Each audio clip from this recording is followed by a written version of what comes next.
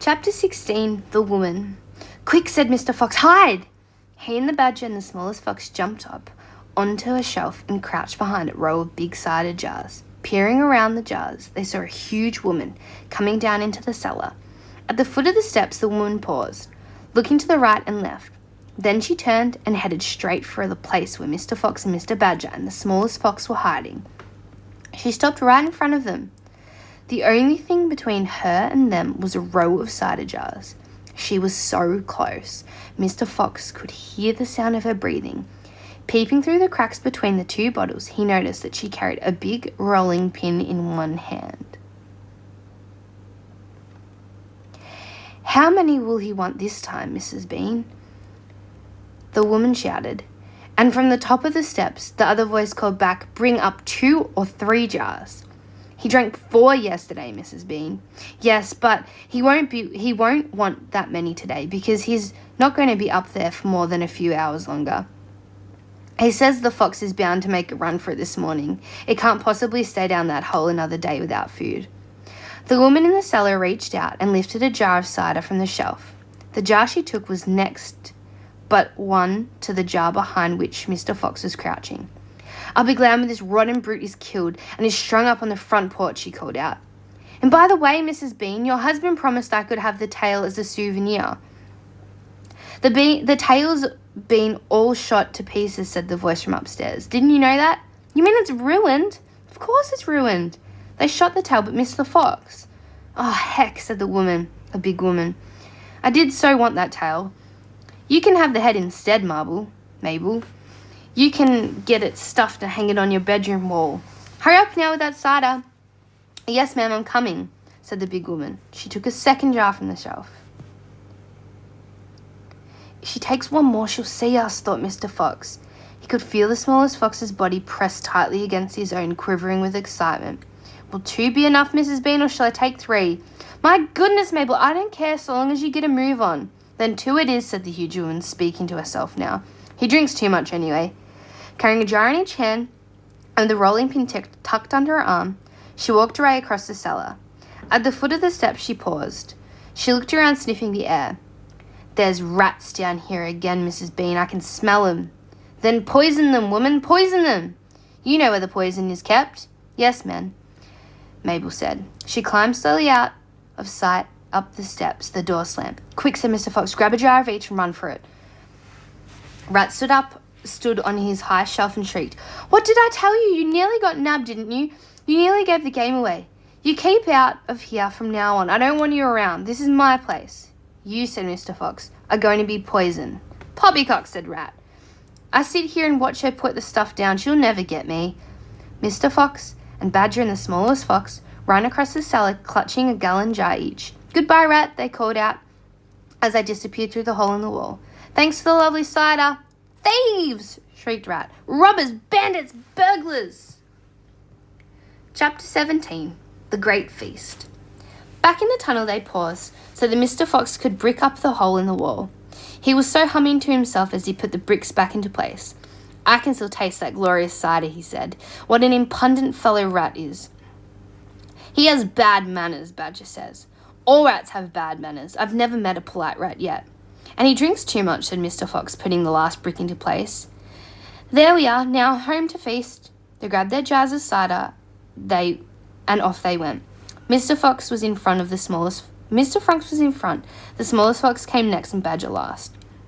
Along the tunnel they flew past the turning that led to Bunce's mighty storehouse, past Boggis's chicken house number 1. And then up the long home stretch toward the place where they knew Mrs. Fox would be waiting.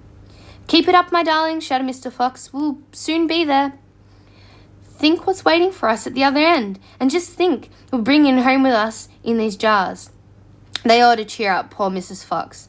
Mr. Fox sang a little song as he ran. "Home again swiftly I glide, back to my beautiful bride. She'll not feel so rotten as soon as she's gotten some cider inside her inside." Then Badger joined in. "Oh, poor Mrs. Badger," he cried, "so hungry she very near died.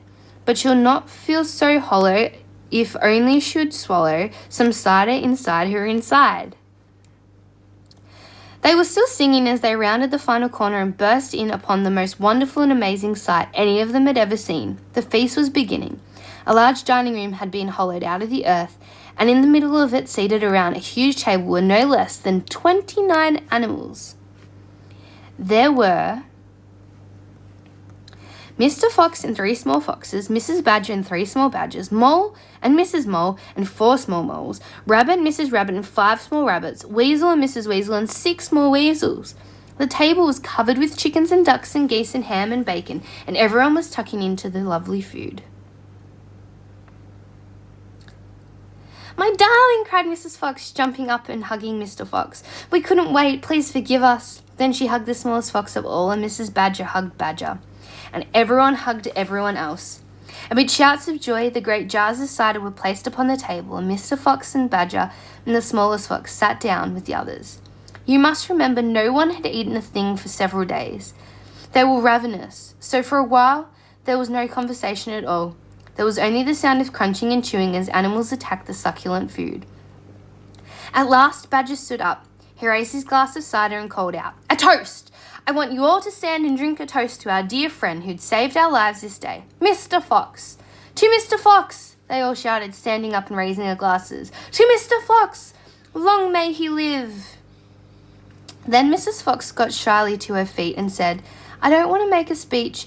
I just want to say one thing, and it is that my husband is a fantastic fox." Everyone clapped and cheered. Then Mr. Fox himself stood up. "This delicious meal," he began, and then he stopped. In the silence that followed, he let fly a tremendous belch. There was laughter and more clapping. "This delicious meal, my friends," he went on, "is my courtesy of Messrs. Bogus Buns and Bean." More cheering and laughter. "And I hope you have enjoyed it as much as I have." He let fly another colossal belch. "Better out than in," said Badger. "Thank you," said Mr. Fox, grinning hugely. "But now, my friends, let us be serious. Let us think of tomorrow and the next day and the days after that. If we go out, we'll be killed, right?" "Right," they shouted. "We'll be shot before we've gone a yard," said Badger. "Exactly," said Mr. Fox. "But who wants to go out anyway? Let me ask you that. We're all diggers, every one of us. We hate the outside. The outside is full of enemies. We only go outside because we have to get our food for our families. But now, my friends, we have an entirely new setup. We have a safe tunnel leading to 3 of the finest stores in the world." "We do indeed," said Badger. "I've seen them." "And you know what that means," said Mr. Fox. "It means that none of us need ever go out into the open again." There was a buzz of excitement around the table. "I therefore invite you all," Mr. Fox went on, "to stay here with me forever." "Forever!" they cried. "My goodness, how marvelous!"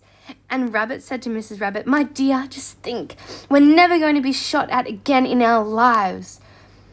"We will make," said Mr. Fox, "a little underground village with streets and houses on each side, separate houses for badgers and moles and rabbits and weasels and foxes. And every day I will go shopping for you all, and every day we will eat like kings." The cheering that followed this speech went on for many minutes. Chapter 18, Still Waiting. Outside the Fox's hole, Bogus and Bunsen Bean sat beside their tents with their guns on their laps.